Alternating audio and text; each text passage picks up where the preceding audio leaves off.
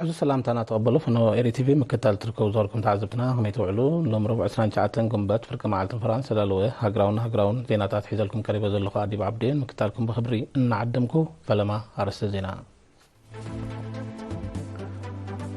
مراحة قطر سربيان باراغواين بمغنيات بعلنا زلت نا يوهانا ملق سريدوم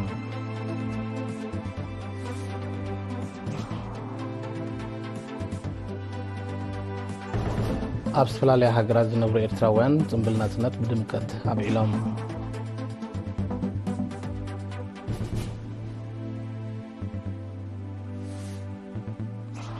ኣብ ዞባ ጊንዳዕ ኣብ ምዕቃብ ሓመድን ማይን ዓበይቲ መደባት ከም ዝተተግበረ ተገሊጹ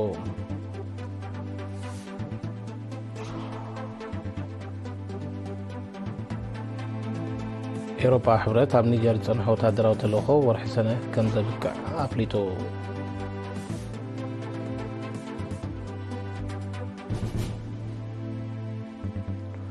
أول هجرات أوروبا وحبرت نيوكرين توسع وتدرى ودقر في مقارنة بزوج مدب كم زي تسمع مع تجليزو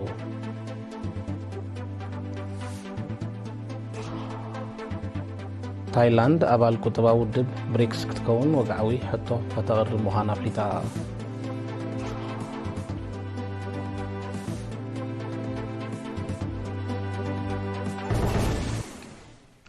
زرزر زينام مراحتي هاجر قطر ريبابليك سربيان ريبابليك باراغواين مغنيات زنبل مبل 33 عامت نازنة إيرترا نفذبن منقسن إيرترا نايوهانا ملق سريدام أمير هاجر قطر شيخ تميم بن حمد الساني بريزيدنت ريبابليك سربيا ألكسندر بوتشيتشين بريزيدنت ريبابليك باراغواي سانتياغو بينيان بسم منقساتو من زبطاتو من كمون بسمو من أبسددو ملغتين بريزيدنت سياسة فوركي تعنان عوتن نيرتران هزبان دمار هوان معبالن تمنيهم بريزيدنت ريبابليك سربيا ألكسندر بوتشين بريزيدنت ريبابليك باراغواي سانتياغو بينيان بتوساخي حونتاو زمدنان متحققازن هاجراتهم سي إيرتران معبال كم زسرحو قليتهم إذا خمزيلن كله مقتل أمير هاجر قطر عبد الله بن حماد الساني كون قدم منستر قدات وطان محمد بن عبد الرحمن بن جاسم الساني تمساسالي نايوهانا ملقتي سديدهم ኤርትራውያን ነበርቲ ኬንያ አውስትራሊያ ኒውዚላንድን ሊባኖስ ሆላንድ ኢጣሊያ ደቡብ አፍሪካ ሕብራት መንግስታት አሜሪካን ፈረንሳን ውሕስነት ሰላም በመኸተ ኣብ ትሕቲ ዝብል ቴማ ጽምብላት መበል 33 ዓመት ናጽነት ብቕቡዕ መንፈስ ኣካይዶም ከካቦቱ ዝበፅሓና ሓበሬታ መልክዕ ጸብጻብ ተዳሊሎ ገረ መስቀል ገረስ ጌርካ ቅርቦ እዩ ኤርትራውያን ነበርቲ ኬንያ ዕዱማት ሃጋይሽን ማሕበረሰብ ዲፕሎማስን ኣብ ዝተረኽብሉ ኣብ ከተማ ናይሮቢ ኣብ ዝተወደበ ጽምብል ኣምባሳደር በየነ ርእሶምን ግዚያዊ ኣቦ ወንበር ማሕበረኮም ኣቶ ዳዊት ሓጎስን ናጽነት ህያብ ስዋዕትና ስለ ዝኾነት ሕድሪ ሰማዕታት ኣብ ምዕራፉ ንምብጻሕን ብልጽግቲ ኤርትራ ንምህናጽን ዜጋታት ከም ወትሩ ምኸቶኦም ክሕይሉ ኣዘኻኺራ ኣብታ ኣጋጣሚ ኣብ ሚኒስትሪ ጉዳያት ወጻኢ ኬንያ ዳይሬክተር ሕብረት ኣፍሪቃ ኣምባሳደር ደኒስ ሙብሩ ንህዝብን መንግስትን ኤርትራ ዮሃኑ ድሕሪ ምግላጽ ኣብ መንጎ ኤርትራን ኬንያን ዘሎ ዝምድና ምድልዳል ረብሕኡ ክልቲአን ሃገራት ከም ዝኾነ ገሊጹ እዚ ከምዚ ኢሉ እንከሎ ኤርትራውያን ተቐማጦ ከተማ መልበርን ኣውስትራልያ ብ24 ጉንበት ኣብ ማእከልታ ከተማ ኣብ ዝርከብ ብፌደሬሽን ስኩዌር ዝፍለጥ ከባቢ ኣብ ዝገበርዎ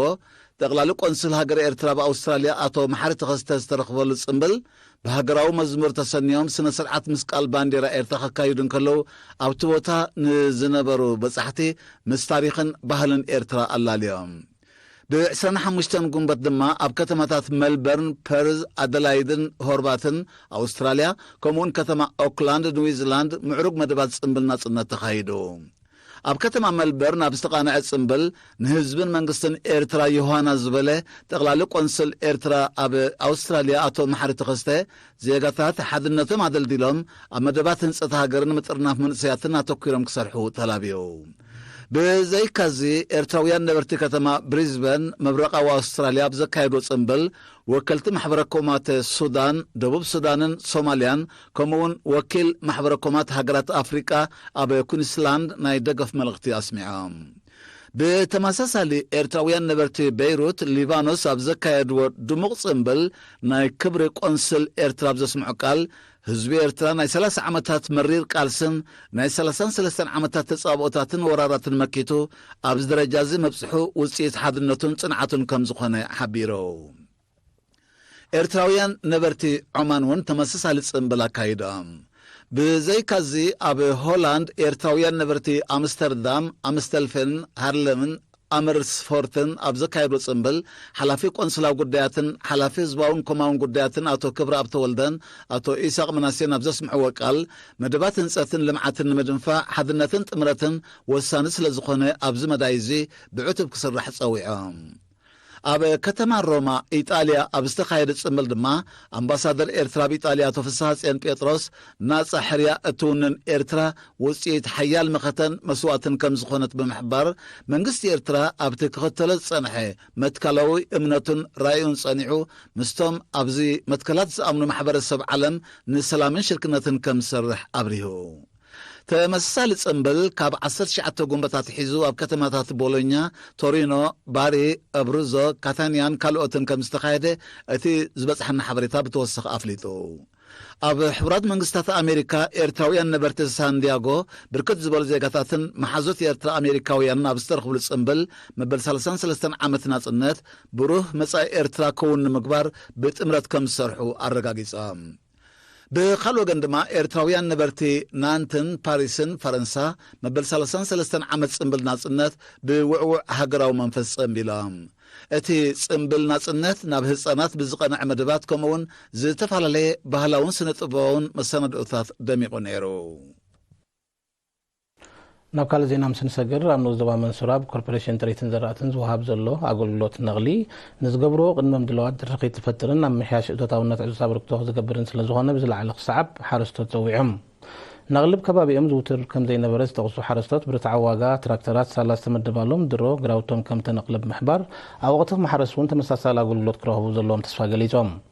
ኣብቲ ናይ ነቕሊ ስራሕ ካብ ዝተዋፈሩ ኣባላት ኮርፖሬሽን ዘራእትን ጥሪትን ብወገኖም እቲ ንሓረስቶት ዝወሃብ ዘሎ ኣገልግሎት ብስማዊ ክፍሊት ይካየድ ምህላው ነቲ እቶታውነት ክምንባል ሓረስቶት ኣብ ዝገብርዎ ንጥፈታት ዘጋጥም ፀገማት ንምእላይ ዝዓለመ ምዃኑ ብምጥቃስ ሓረስቶት ረኺቦሞን ዘለዎ ዕድል ብግቡእ ክጥቀምሉ ኣተሓሳሲቦም ኣመሓዳሪ ምሕዳር ከባቢ መንሱራ ኣቶ እድሪስ መሐመድ እድሪስ ድማ እቲ ናይ ነቕሊ ኣገልግሎት ነቲ ኣብ ክራማ ዝካየድ ሕርሻዊ ንጥፈት ምቹእ ባይታ ዝፈጥር ምዃኑ ብምጥቃስ ምስጋና ኣቕሪቡ ኣብ ንዞባ ጊንዳዕ ካብ 2001 ብዕዙዝ ተሳትፎ ህዝቢ ኣብ ምዕቃብ ማይን ሓመድን ብሓበሻ ምስራሕን ምፅጋንን ዓግማትን ጀሪፋትን መጠነ ንኡስ ዲጋታትን ናይ ሓመድ ፅርግያታትን ድማ ብፍላይ ዝምስገን ንጥፈታት ተዓሚሙ ሓላፍ ቤት ፅሕፈት ሕርሻ ኣብቲ ንኡስ ዞባ ኣቶ ተስፋ ጋብር ፀጋየን ኤሪና ዝሃቦ ሓበሬታ ተወፍራታት ኣብ 14 ምሕደራት ከባቢ ከም ተኻየደን ይቕፅል ከም ዘሎም ብምጥቃስ ክሳብ ወርሒ ሚያዝያ 2024 ብተሳትፎ ልዕሊ 176,000 ጉልበት ሰብ ልዕሊ 58,000 ሜትሮ ኩቡ ክትርታትን ልዕሊ 55,000 ሜትሮ ዛላታትን ከም ተሰርሐ ኣረዲዮም ኣብ ምድበር ፈልሲ ማየት ከሞም ዝተዳለወ 150,000 መበቆሎ ኣግራብ እውን ኣብ ዝተፀንዐ ቦታታት ከም ተተኽለን 70 ሚታዊት ኣብ ፅቡቕ ደረጃ ከም ዝርከብን ብምጥቃስ ሎም ዓመቱን ፈልስታት ዝኾን ጎዳጉዲ ንምቑዓት መደብ ከም ዘሎ ኣነፂሩ ትሕተ ባይታ ማይን ምህብታምን ውሕስነት ጽሩይ ስተማይን ሰብን ጥሪትን ሙሓስን ድማ ኣብ ምሕደራት ከባቢ ዓዲ ሽማ ደማስ ደንጎሎን ፅረትን ሕፂትን 5 መጠነ ንኡስ ዲጋታት ብዞባ ኣብ ማይ ሓባርን ደማስን ድማ 2 ንኡስ ዞባ ከም ተሰርሐ ዝሓበረ ኣቶ ተስፋ ጋብር ማይ ኩዕታትን ምፍዋስ መደብ ከም ዘሎ ፍሊጦም ነበርቲ ብግድኦም እቲ በብግዚኡ ከባቢኦም ዘካይድዎ ዘለዉ ንጥፈታት ምዕቃብ ማይን ሓመድን ዓብ ውፅኢት ስለ ዝረኸብሉ ውዳቤታቶም ኣሒሎም ብዝሰፍሐ ቁፅልዎ ምዃኖም ኣረጋጊፆም ኣብ ንዞባ ሓጋዝ ምሕዳር ከባቢ ኣሸራ ዝተዋደዱ ትካላት ትምህርትን ጥዕናን እፎይታ ከም ዝፈጠረሎም ነበርቲ ገሊፆም ንሳቶም ነሪና ብዝሃቦ ሓበሬታት እንትካላት በቐረባ መሰረታዊ ኣገልግሎት ክረኽቡ ኣኺሎኖም ከም ዘለዋ ብምጥቃስ ንምዕባልእን ኣበርክቶ ከም ዝገብሩ ኣረጋጊፆም ርእሰ መምህር መባእታ ማእከላይን ደረጃ ቤት ትምህርቲ ኣሸራ መምህር ብርሃን ፍሳሐየ ዝርግሐ ኣገልግሎት ትምህርቲ ንምርግጋፅ መዋዕለ ህፃናት ኣብ ኣሸራ ናይ መባእታ ትምህርቲ ኣብ ቃሮት ንጃር ከምኡውን ናይ መባእታን ማእከላይን ደረጃ ኣብ ኣሸራ ተዋዲደን ግቡእ ኣገልግሎት ኣብ ምሃብ ከም ዝርከባ ጠቒሱ ተሳትፎ ተምሃሮ ብሓፈሻ ናይ ደቂ ኣንስትዮ ድማ ብፍላይ ልዑል ምዃኑ ሓቢሮም ሓላፍ መደበር ጥዕና ኣሸራት ሓጋጋዝ ነርስ ኢሳያስ ደበሳይ በወገኑ ንቕሓት ሕብረተሰብ ኣብ ኣገልግሎት ጥዕና ብምዕባዩ ቁፅሪ ኣብ ትካል ጥዕና ዝሓርሳ ነፍሰ ጡራት እናዓብየ ከም ዝመፀ ተመሓላለፍትን ዘይተመሓላለፍትን ሕማማትን ምቁፅፃር ዝተኻየደ ፃዓት ድማ ፅቡቅ ውፅኢት ከም ተረኽቦ ገሊፁ ኣብቲ ምሕዳር ከባቢ ዝተዋደደ ኣገልግሎታት ትምህርቲ ሓይሊ ኤሌክትሪክ ጥዕናን ማይን መነባብሮ ዜጋታት ኣብ ምሕያሽ ዓብ ኣበርክቶ ይገብር ከም ዘሎ ዝሓበረ ኣመሓዳሪ ምምሕዳር ከባቢ ኣሸራ ኣቶ ሓሰን ያሲን ኣብ መንጎ ዝተቋረፀ ዲጋ ኣሸራ እትዛዘመሉ መዳይ ክፍጠር ተማሕፂኑ ዝኸርኩም ተዓዘብቲ ዝስዕብ ዜና ወፃኢ ደጊምና ንምክታልኩም ብክብሪ ንዕድም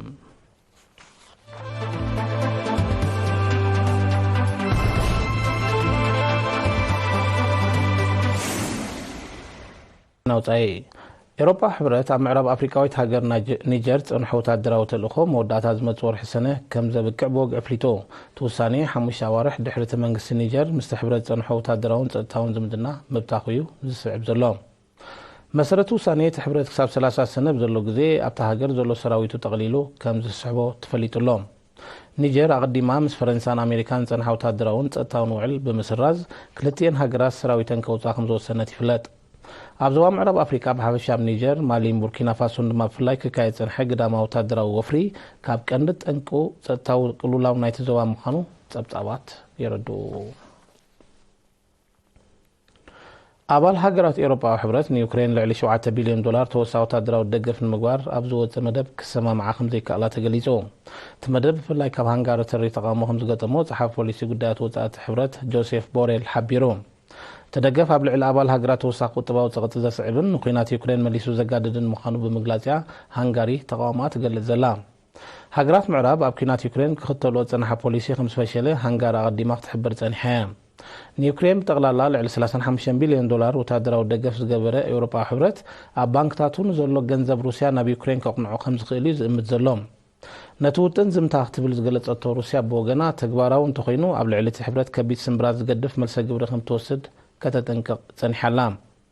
ኤውሮፓዊ ሕብረት ብሳዕቤናት ናይቲ ሩስያ ኣብ ልዕሊኡ ዝወሰደቶ ናይ መልሰ ግብሪ እገዳታት ሕልፊ ካልኦት ወገናት ተሃስዮ ከም ዘሎ ጸብጻባት ይርድኡ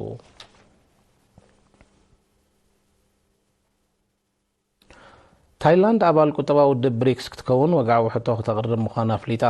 ካቢነታ ኤስያዊት ሃገር ብ28 ግንቦት ድሕሪ ዘካየዶ ዝርርብ ሃገሩ ናብቲ ውድብ ክትጽምበር ከም ዝወሰነ ይሓቢሩ ዘሎ ታይላንድ ኣብቲ ቅልጡፍ ቁጠባውን ፖለቲካውን ጽልዋ ዝገብር ዘሎ ውድብ ክትጽምበር ዘለዎ ድሌት ልዑል ምዃኑ እዩ ካቢነታ ሃገር ኣፍሊጡ ንብራዚል ሩስያ ህንዲ ህዝባዊት ሪፓብሊክ ቻይናን ደቡብ ኣፍሪካን ሒዙ ዝተበገሰ ውድብ ብሪክስ ኣብ ፈለማ 2024 ንግብፂ ኢትዮጵያ ኢራንን ሕቡራት ኢማራት ዓረብን ኣባልነት ከም ዝሃበ ይዝከር ብዘይካዚ ሓያሎ ሃገራት ናብቲ ኣብ 2009 ዝተመስረተ ውድብ ንምጽምባር ወግዓዊ ሕቶ ኣቕሪበን ምህላውን ይፍለጥ ኣስታት 3.5 ቢልዮን ካብ ህዝቢ ዓለም ዝሓቆፍ ቁጠባዊ ውድብ ብሪክስ 30 ሚእታዊት ካብ ቁጠባ ዓለምን 40 ሚእታዊት ዓለማዊ ፍርያት ነዳድን ይሽፍን ኣብ ሰፊሕ ክፋል ላቲን ኣሜሪካን ካሪብያንን ክሊማዊ ምዝባል ብዘስዓቦ ባህርያዊ ሓደጋታት ልዕሊ 41 ሚልዮን ሰባት ብኣሉታት ጸልዮም ምህላዎም ጸብጻባት ውድብ ሕብራት ሃገራት ገሊጾም ኣብቲ ዞባ ክሊማዊ ነውፂ ዘኸተሎ ብርቱዕ ዝናብ ሓደጋታት ዕለቕለቕን ህቡብላዊ ማዕበላትን ብተደጋጋሚ ክሰት ከም ዘሎ ዝሓበሩቶም ጸብጻባት ብሰንኩ ሰብኣዊ ነዋታዊ ክሳራታት ከም ዘውርድ ይርድኡ ኣብዚ ቅንያት እዚ ኣብ ሰፊሕ ክፋል ሕብራት መንግስታት ኣሜሪካ ብዝተኸስተ ህቡብላዊ ማዕበል ብውሕዱ 21 ሰባት ከም ዝሞቱ ዝዝከር እዩ መሰረት ጸብጻባት ሕብራት ሃገራት ምስ ክሊማዊ ምዝባል ዝተኣሳሰር ሓደጋታት ብደረጃ ዓለም ዓመታዊ ኣስታት ፍርቂ ሚልዮን ሰባት ይሞቱ ብዘይካዚ በትሪኦታት ቢልዮናት ዶላር ዝግመት ቁጠባዊ ክሳራታት ከም ዝወርድ እቶም ጸብጻባት ብተወሳኺ የረድኡ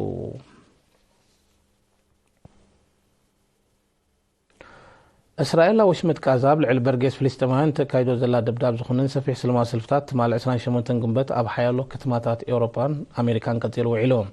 እዚ ሰላማዊ ሰልፍታት ዝካየድ ዘሎ ሰራዊት እስራኤል ኣብ ራፋሕ ጽዑቕ ወታደራዊ ስርሒት ኣብ ዘካየደሉ ዘሎ እዋን እዩ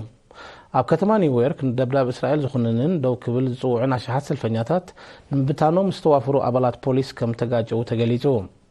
ኣብ ከተማ ፓሪስ እውን ተመሳሳሊ ግጭት ኣብ መንጎ ሰልፈኛታትን ኣባላት ፖሊስን ከም ተወልዐ ማዕከናት ዜና ኣጋዊሐን እዚ ከምዚ ኢሉ እንከሎ ስጳኛ ኖርዌይን ኣየርላንድን ብ28 ግንቦት ንፍልስጤም ከም ሃገር ወግዓዊ ኣፍልጦ ከም ዝሃብኣ ገሊፀን ቀዳማይ ሚኒስትር ስጳኛ ፔትሮ ሳንቼዝ ኣብ ዝሃቦ መግለጺ ሃገሩን ምብራቃዊ ኢየሩሳሌም ዝርእሰ ከተማኣ ንወሽመጥ ጋዛን ምዕራባዊ ግማግምን እተጠቓልል ፍልስጤም ከም ሃገር ወግዓዊ ኣፍልጦ ከም ዝሃበት ብምንጻር እቲ ስጉምቲ ዞባዊ ሰላም ንምርጋጽ እቲ እንኮ ኣማራጺ ከም ዝኾነ ኣስሚሩሉ ኪዳን ሰሜን ኣትላንቲክ ኔቶን ሩስያ ዓሊሙ ዘካይዶ ዘሎ ልምድ ኒኩሌሳዊ ኣጽዋር ተመጣጣኒ መልሰ ግብሪ ከም ዝወሃቦ ሚኒስትሪ ምክልኻል ሩስያ ትማሊ 28 ግንቦት ኣጠንቂቑ ኣፈኛት ሚኒስትሪ ብዝሃቦ መግለጺ ኔቶ ብደባት ሩስያ ዘካይዶ ስልያዊ ንጥፈታት ኣሒልዎ ከም ዘሎ ብምጥቃስ ጎኑ ኣብ ኒኩሌሳዊ መጥቃዕቲ ዘተኮረ ልምዳት የካየድ ከም ዘሎ ኣፍሊጡ እዚ ተኽታኺ ንጥፈታት ኔቶ ሃገሩ ልኡላውነታን ግዛኣታዊ ሓድነታን ንምሕላውን ጸጥታን ሙሓስን ስጉምቲ ክትወስድ ከም ዘገድዳ እታ ኣፈኛ ኣነጺሩ ሰራዊት ሩስያ መልሰ ግብሪ ናይቲ ሃገራት ምዕራብን ላዕለዎት ሰመዝን ዘካይድዎ ዘለዉ ተጻብኣ ተግባራት ምዃኑ ዝተገልጸ ልምዳት ታክቲካዊ ኒኩሌሳዊ ኣጽዋር ምክያዱ ይፍለጥ እዚ ምዕባለታት እዚ ኣብ መንጎ ሩስያን ሃገራት ምዕራብን ዘሎ ምትፍናን ናብ ሓደገኛ ኣንፈት ኣምሪሕኩም ዘሎ ከም ዘነፅር ምስቲ ዞባ ቅርበት ዘለዎም ተንተንቲ ይገልጹዎም ሃገራት ምዕራብ ንዩክሬን ዝገብርኦ ዘለዋ ግዙፍ ወታደራዊ ደገፍ ነቲ ልዕሊ 820 መዓልታት ኣቁፂሩ ዘሎ ኩናትን ሳዕቤናቱን ካብ ምብኣስ ሓሊፉ ዘምፅኦ ፋይዳ ከም ዘየለ እዩ ዝግለጽ ኣብ ጀርመን ኣብ 2023 ምስተኸስተ ተፈጥሮኣዊ ሓደጋታት ልዕሊ 5.7 ቢልዮን ዶላር ዝግመት ንዋታዊ ዕንወት ከም ዝወረደ ወግዓዊ ስታቲስቲካዊ ፀብፀባት ኣፍሊጦም እዚ ክሳራታት እዚ ምስ ቅድሚኡ ዝነበረ ዓመት ክነፃፀር እንከሎ ብኣሳት 2 ቢልዮን ዶላር ከም ዝዛይድ እዩ ዝግለጽ ኣብ ጀርመን ኣብ ፈለማ ወርሒ 2024 ከቢድ ዕልቕልቕን ህቡላታትን ከም ዘጋጠመ ዝተቐሱቶም ፀብፀባት መንግስቲ ተፈጥሮኣዊ ሓደጋታት ዘውርዱ ዕንወት ንምንካይ ቁልጡፍ ስጉምቲ ክወስድ ዝግበር ፃውዒት እናሓይለ ይመፅእ ከም ዘሎ የረድኡ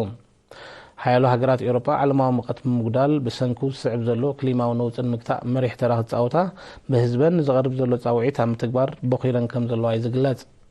ኣብቲ ኣህጉር ቁልጡፍ ምምካኽ በረድ ህቡላዊ ማዕበልን ዘይንውር ብርቱዕ ዝናብን ዘስዕቦ ሓደጋታት ዕልቕልቕ ብብዝሒ ይምዝገብ ከም ዘሎን ዝፈጥሮ ስግኣት ምዝያዱን እዩ ዝሕበር ነስዓ ስዳለው ዜና መሰናዶን ምዛም ቅንነጥፋቱ ደግመልኩም መራሕቲ ቀጠር ሰርቢያን ፓራጓይን ብምኽንያት በዓል ናጽነት ናይ ዮሃና መልእኽቲ ሰዲዶም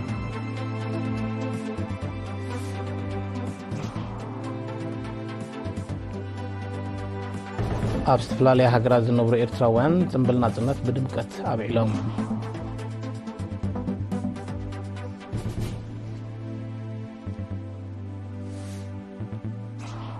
ኣብ ዞባ ጊንዳ ኣብ ምዕቃብ ማይን ሓመድን ዓበይቲ መደባት ከም ተተግበረ ተገሊጹ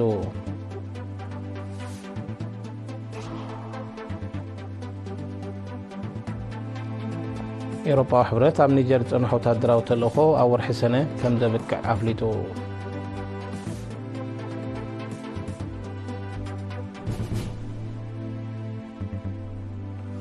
ኣባል ሃገራት ኤውሮጳዊ ሕብረት ንዩክሬን ተወሳኺ ወታደራዊ ደገፍ ንምግባር ኣብ ዝወፀ መደብ ከም ዘይተሰማምዐ ተገሊጹ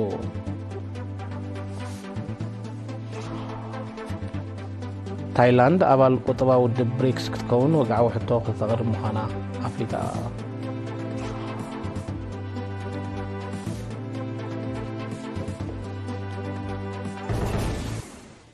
ባርከ ዝኽርኩም ተዓዘብቲ ነስዓ ስዳለው ዜናታት ሽኖ ፃና ብስዛዝ ይምሎ ስለምክታልኩም ነመዝግን ቦገና ብረኽ መዓልቲ